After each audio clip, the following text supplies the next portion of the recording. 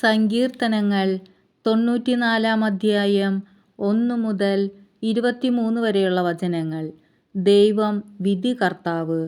പ്രതികാരത്തിൻ്റെ ദൈവമായ കർത്താവേ, പ്രതികാരത്തിൻ്റെ ദൈവമേ, പ്രത്യക്ഷനാകണമേ. ഭൂമിയെ വിധിക്കുന്നവനെ, എഴുന്നേൽക്കണമേ. അഹങ്കാരിക്ക് അർഹമായ ശിക്ഷ നൽകണമേ. കർത്താവേ, ദുഷ്ടന്മാർ എത്രനാൾ ഉയർന്നു നിൽക്കും? എത്രനാൾ അഹങ്കരിക്കും? അവർ ഗർവിഷ്ഠമായ വാക്കുകൾ ചൊരിയുന്നു. ദുഷ്കർമ്മികൾ വൻപു പറയുന്നു.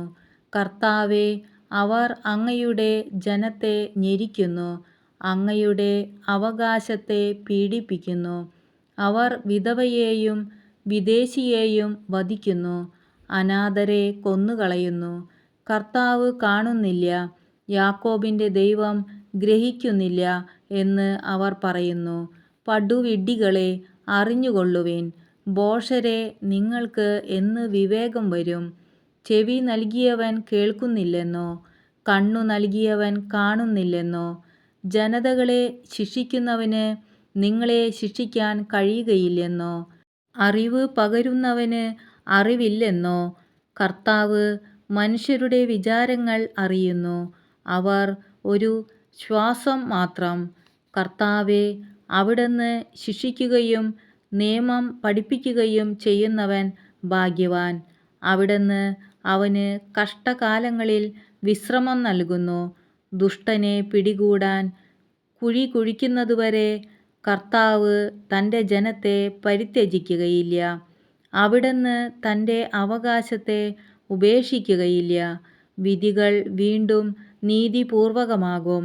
പരമാർത്ഥ ഹൃദയമുള്ളവർ അത് മാനിക്കും. ആര് എനിക്ക് വേണ്ടി ദുഷ്ടർക്കെതിരായി എഴുന്നേൽക്കും? ആര് എനിക്ക് വേണ്ടി ദുഷ്കർമ്മികളോട് എതിർത്തു നിൽക്കും?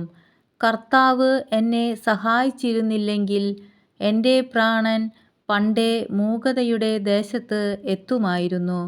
എൻ്റെ കാൽ വഴുതുന്നു എന്ന് ഞാൻ വിചാരിച്ചപ്പോഴേക്കും കർത്താവേ, അങ്ങയുടെ കാരുണ്യം എന്നെ താങ്ങി നിർത്തി.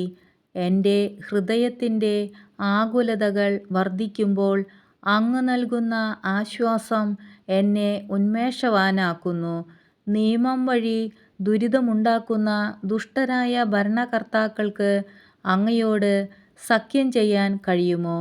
നീതിമാൻ്റെ ജീവനെതിരായി അവർ ഒത്തുചേരുന്നു, നിർദോഷനെ അവർ മരണത്തിന് വിധിക്കുന്നു. എന്നാൽ കർത്താവ് എൻ്റെ ശക്തി കേന്ദ്രമാണ്, എൻ്റെ ദൈവം എൻ്റെ അഭയശിലയും. അവരുടെ അകൃത്യം അവിടുന്ന് അവരിലേക്ക് തന്നെ തിരിച്ചുവിടും. അവരുടെ ദുഷ്ടത മൂലം അവരെ നിർമ്മാർജ്ജനം ചെയ്യും. നമ്മുടെ ദൈവമായ കർത്താവ് അവരെ തൂത്തെറിയും.